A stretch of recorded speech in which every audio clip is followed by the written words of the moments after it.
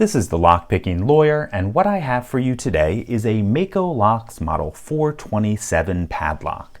The folks over at Mako actually reached out to me and asked if I would take a look at a couple of their locks and let them know what I thought. They actually sent me two of these Model 427s. I have the other right here. The reason they sent me two was just in case I wanted to try some destructive attacks. And I have an idea for what we're going to do to this one. It's an attack that you've probably never seen before and would be something that you could use on a relatively wide range of locks. So stay tuned for this lock in the future. Now this Model 427 is a 40mm solid brass padlock with a nickel plating. We have a 6mm hardened steel shackle and a construction that's very similar to what you might find in something like an American Model 1100. Now locks like this are relatively common. I have this American lock Series 40, which is very similar. I have this Brinks model, I believe it's the 612, also very similar. Neither of them have the nickel plating, though to be perfectly honest, the brass by itself is probably enough. So what we're going to do with this Mako Locks product is take a closer look at it and see if they do have a winner here. Now one of the first things I notice is that we have a 6-pin key here, and if we take a look at this American lock, you can see that this is a 5-pin key. The same thing on this Brinks Model 612, also a 5-pin key. Now I believe on the American lock side of things, you can get the 6-pin key, but you're going to pay extra for it. So let's see how this lock works. Put the key in, no problems. It is not key retaining. We have a ball bearing locking mechanism, so this can't be shimmed. And we have what appears to be an American lock keyway. So let's see what it takes to pick into this guy. As I usually do on keyways like this, I'm going to use top of the keyway tension with a 50 thousandths pry bar and this standard hook in 18 thousandths. Okay, little click out of one, another one, another one. Okay, I think that's it. Moving to 2, click out of 2, another one. I think that's it for now. 3 is loose, 4. Got to click out of 4, another one. He seems set. Nothing on 5, and 6 is binding tightly. Got a couple of clicks there. Okay, and 6 feels set. Moving back to the beginning, little click out of 1. 2 is binding, got a click there. Get a little bit more out of him. Okay.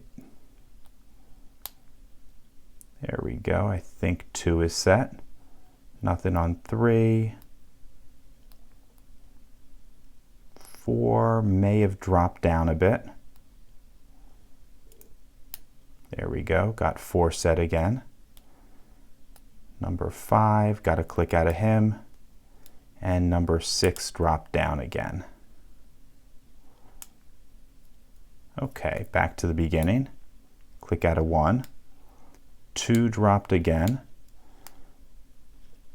Okay, this lock is putting up a pretty good fight, a lot more than you would expect out of a lock like this. Not sure what's holding us up. Maybe it's number 1, 2, 3, 4. Okay, I think 5 is binding. I don't think we've gotten anything out of 5 previously.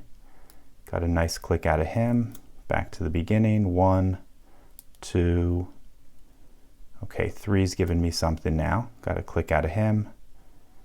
4, 5. Okay, 6 is binding.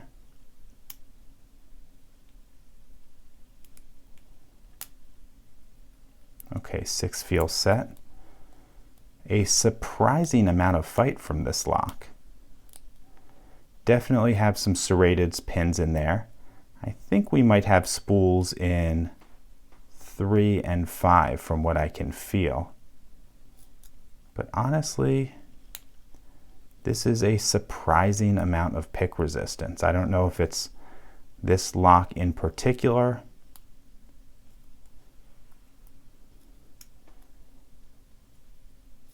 Or all of their locks are this good.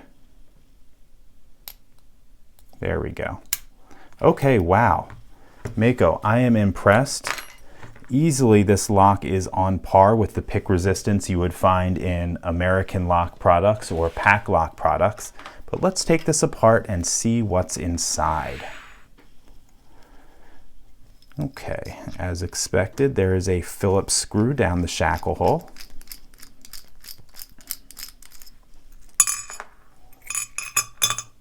Okay, and we can see two anti-bypass plates fell out of here, and they are absolutely necessary because I'm looking at this and this lock is of a bypassable design. And people ask me all the time when I say that, what do you mean by bypassable design? And what I mean is this vertical orientation of the actuator. Now what you can do is reach through the keyway and get a tool. Let me actually zoom in so you can see that a little better. Get a tool right here and turn the little actuator behind the lock and open it up, which is a major flaw. In fact, let's check these other two locks I've got here.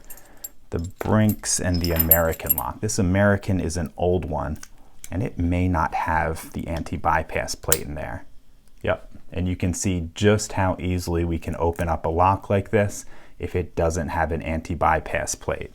Now the two of them in there could have been a mistake. It also could be Mako Lock's attempt to overcome a tool called a wafer breaker that Peterson has out there. American locks come with one wafer in place, and Peterson made a tool to punch a small hole through these wafers, and you can still use the anti-bypass tool. Or I'm sorry, you can still use the bypass tool on those locks once you punch the hole. By putting two in there, they may be trying to negate that tool's usefulness. Or it could be a mistake. Okay, let's take this guy apart.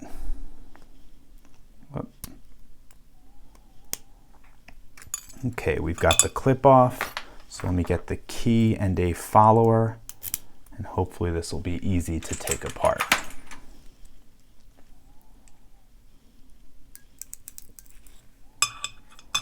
Okay, we can see a 6-pin core, all 6 chambers pinned up. Let's drop these key pins out, standard in 1, 2, serrated in 3, serrated in 4, serrated in 5, and serrated in 6. Okay, let's arrange these and then I will take the driver pins out. I suspect the only reason we don't have serrations in slots 1 and 2 is because these pins are so short that any serrations they put on them wouldn't have a chance to come into play.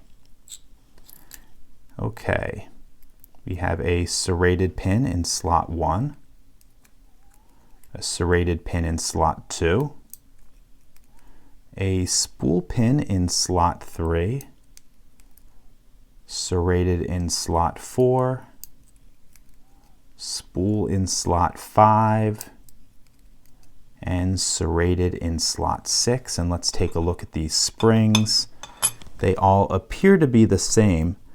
I'm going to assume that they are stainless steel, and because we do have a brass lock and it wouldn't make a whole lot of sense to put a standard steel pin in a brass lock because the whole point of the brass is to be corrosion resistant. And taking a look at this core, nothing particularly interesting. Okay, let me give you a close-up of this. Okay, as you can see on our key pins, we have standard pins in slots 1 and 2 and serrated pins in slots 3 through 6. Probably those first 2 pins don't have serrations because they are so short. Then we have serrated driver pins in slots 1, 2, 4, and 6, and spools in slots 3 and 5. Moving over to this core, you can see there's nothing particularly special about it. a standard 6-pin core, pretty similar to what you would find in an American lock product. And if we look back here, you can see the 2 anti-bypass wafers that were installed on this lock. Okay, so that's all I have for you on this Mako locks product. It appears to be a pretty nice little lock. It's available on their website for $13.99, which is pretty inexpensive for a solid brass lock like this. And I have to say, for the size of this lock, it has a little 6mm shackle, so if there's going to be a vulnerability, it's going to be someone cutting the shackle. But the pick resistance certainly outpaces the security of the rest of the lock. So that's it for today. If you do have any questions or comments about this, please put them below. If you liked this video and would like to see more like it, please subscribe. And as always, have a nice day. Thank you.